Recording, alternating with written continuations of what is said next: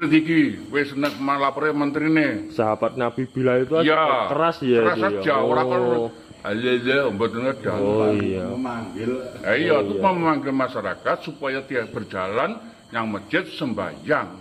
Ngoten lho Mas. Iya, siap. Jadi, siap nggih. Oh iya itu kemarin kita sudah terbitkan surat edaran pengaturan. Kita tidak melarang masjid musola menggunakan toa, tidak. Silahkan karena kita tahu itu bagian dari syiar agama Islam, ya. Tetapi ini harus diatur tentu saja. Diatur bagaimana volume speakernya gitu. Toanya itu nggak boleh kenceng-kenceng, 100 desibel maksimal.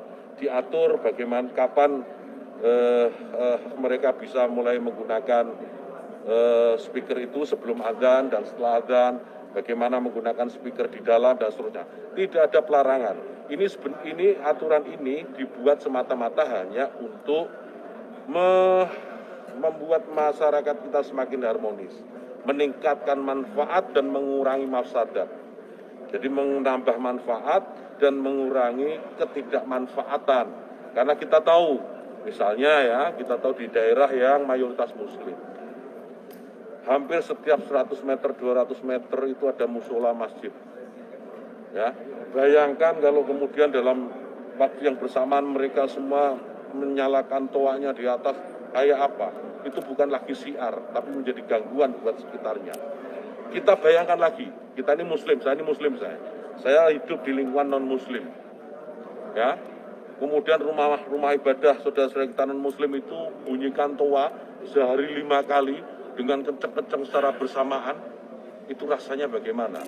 Yang paling sederhana lagi, tetangga kita ini kalau kita hidup dalam satu komplek itu misalnya, kiri kanan depan belakang pelihara anjing semua. Misalnya menggonggong dalam waktu yang bersamaan, kita ini terganggu enggak? Artinya apa? Bahwa suara-suara ini, apapun suara itu ya, ini harus kita atur supaya tidak menjadi gangguan. Assalamualaikum warahmatullahi wabarakatuh, teman-teman Mindut. Apa kabarnya? Semoga kalian tetap diberi kesehatan. Pada konten hari ini yaitu kita akan membahas tentang statement kemarin Bapak Menteri Agama kita Yakut Khalil memberikan statement tentang pengeras suara yang kata beliau itu mungkin terlalu kencang. Terus juga ada tambahan sedikit tentang statement beliau. Nanti kita tanya ke masyarakat gimana pendapat mereka tentang statement Menteri Agama kita. Nanti kita tanya ke Mas Dia. Yuk.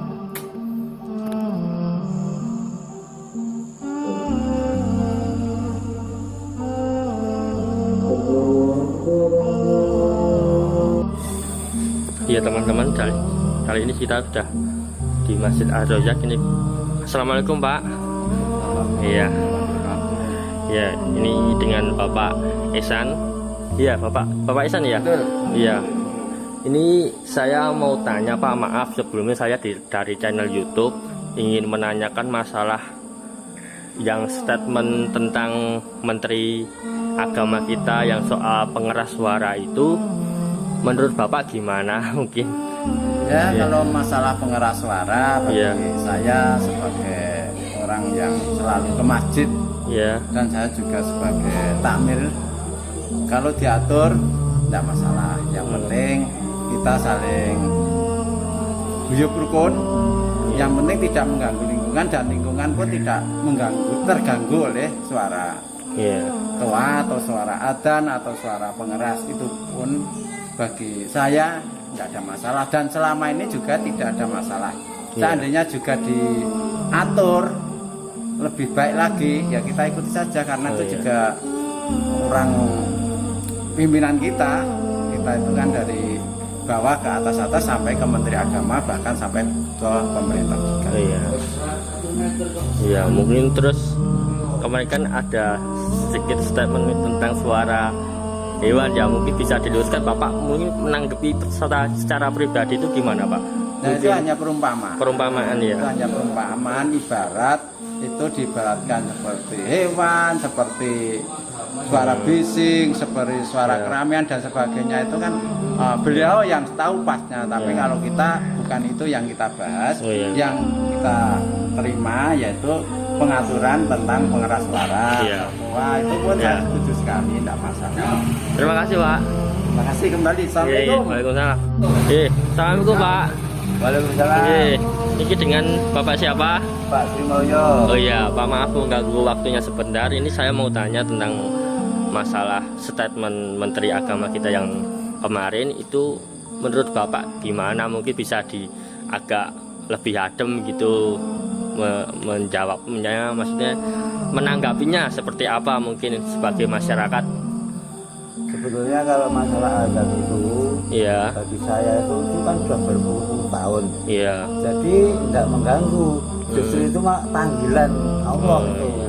Jadi orang mendengar pun tidak apa-apa. Mungkin kan juga mungkin kan yang dipermasalahkan itu kan suaranya kok keras banget. Itu mungkin bagaimana pendapat Bapak? Terus kemarin ada juga statement dari Bapak Menteri soal kok ada perbandingan dari kita punya hewan itu. Oh, itu menurut Bapak. Kalau azan ya jangan disama-samakan sama suara hewan. Hewan itu udah lain. Oh iya. Bukan anu lagi. Kalau azan istilahnya kan kaitannya sama ibadah, sama panggilan Allah. Iya, siap. Iya, Pak, siap. Makasih Pak ya. Sehat selalu Pak. Ya. Mengganggu sama sekali. Iya, terima kasih Pak. Ya. Assalamualaikum Pak. Waalaikumsalam Mas. Niki kali sinten? Bapak Suharno. Oh, Bapak Suharno. Niki Pak, maaf mengganggu waktunya sebentar. Saya mau tanya Pak, ini Pak sebenarnya sedang hangat-hangatnya ya Pak tentang statement kemarin Menteri Agama kita yang menyatakan ingin mengurangi kerasnya suara azan atau toa atau panggilan di masjid. Terus ada sedikit tambahan statement lainnya tentang perbandingan sama hewan itu. Bagaimana Pak menurut pendapat Bapak? Menurut Pak Suharno, itu kan zaman kecil sampai dari sini, itu azan itu sebagai menyeluk-nyelukkan masyarakatan supaya yang harus berjalan yang masjid.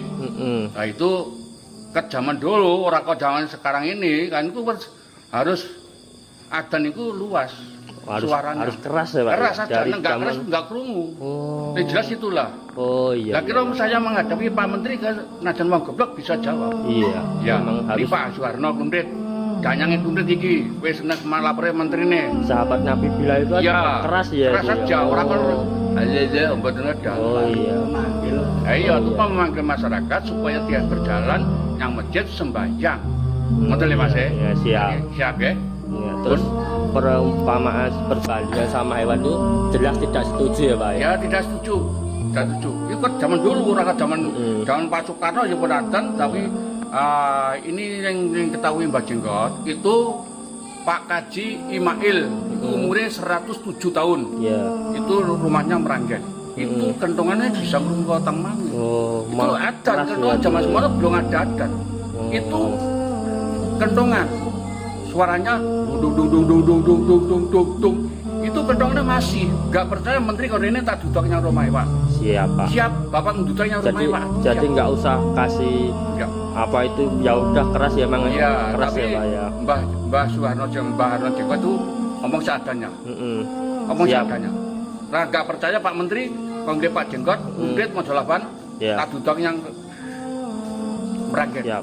Itu kentongannya masih di rumah. Ning dua seule gandeng dihilangi Mbah Iman Pak Kaji Imail itu suaranya hilang. Itu ada. Itu menurut sejarah Mas. Ya, makasih Pak ya. Ya, sehat selalu Pak ya. Semoga nanti banyak masyarakat yang lebih tahu lagi ya.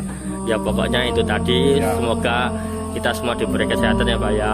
Terima kasih Pak. Ya Pak. Assalamualaikum ya.